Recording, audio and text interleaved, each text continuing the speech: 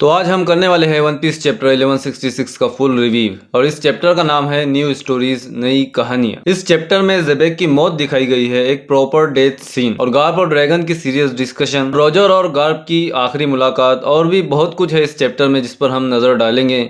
तो बस लाइक और सब्सक्राइब कर देना। तो ये चैप्टर ज्यादा बड़ा तो नहीं है लेकिन इंटरेस्टिंग है। चैप्टर के स्टार्ट में ज़ेबेक जमीन पर पड़ा है और ये उसके आखिरी पल है, लास्ट मोमेंट, जिसमें वो रॉजर और गार्प से कह रहा है, मतलब वो खुद से ही बात कर रहा है लेकिन रॉजर और गार्प से कह रहा है कि तुम्हें यहाँ नहीं मरना है। और रॉजर और गार्प तो पहले ही बैटलफील्ड से बाहर निकल चुके हैं और उनके जाते ही गार्लिंग का ग्रुप वहां आ जाता है और गार्लिंग के ग्रुप में है समर्स और मैफी। और फिर गार्लिंग अपनी तलवार निकालता है और ज़ेबेक को पूरी तरह खत्म कर देता है और मरते मरते रॉक्स रॉजर और गार्प को थैंक्स बोलता है, क्योंकि अगर रॉजर और गार्प उसको नहीं रोकते तो पता नहीं रॉक्स गॉड वैली का क्या हल करता। तो टॉपिक ये है कि डोमी रिवर्स हो सकता है टारगेट को बिना मारे भी, जैसे ज़ेबेक के साथ हुआ, क्योंकि ज़ेबेक की मौत के पहले उससे एक एविल एनर्जी निकली थी जिसकी वजह से वो इमो की कंट्रोल से बाहर हो गया था। मतलब इमो की जो टेक्निक है डोमी रिवर्सी, उसका तोड़ भी है और वो क्या है वो हमें अभी नहीं पता। और नेक्स्ट पैनल में गबान और रेले रॉजर और गार्प को लेकर भाग रहे हैं, मतलब उनको वहां से बचा रहे हैं।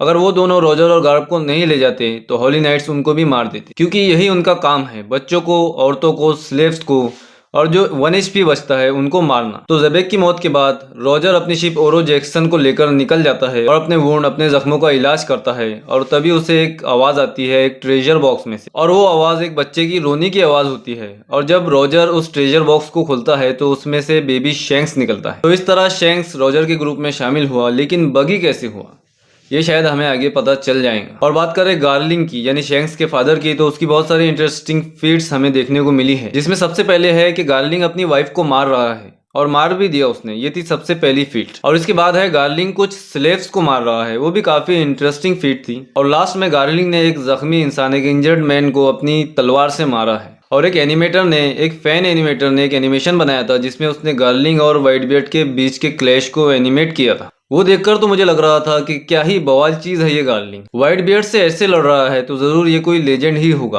और हकी में तो ये शैंक्स का भी बाप है, मतलब बाप ही है वो उसका, लेकिन उसकी फीट्स देखकर ऐसा लगता है कि वो कुछ ऐसा नहीं करने वाला। जैसे व्हाइट बियर्ड पर जो स्कार है वो गार्लिंग ने दिया है, ऐसा बोला जाता है फैंडम में, पर मुझे नहीं लगता कि वो ऐसा कुछ कर सकता है, ये शायद फ्यूचर में कर भी ले। तो चैप्टर का नेक्स्ट पार्ट है कैप्टन जॉन। तो कैप्टन जॉन कहाँ है, क्यों नहीं मिला उसको स्क्रीन टाइम? मैंने तो बहुत कुछ एक्सपेक्ट किया था उससे, लेकिन कोई फायदा नहीं। इसके बाद है ड्रैगन और गार्प। तो फाइनली इस चैप्टर में ड्रैगन और गार्प ने कुछ बातचीत की है और वो बातचीत ये है कि ड्रैगन एक सेल में है, मतलब जेल में है, और गार्प उससे मिलने आया है। और ड्रैगन गार्प से कहता है कि मैं क्विट कर रहा हूँ, मतलब नेवी छोड़ रहा हूँ।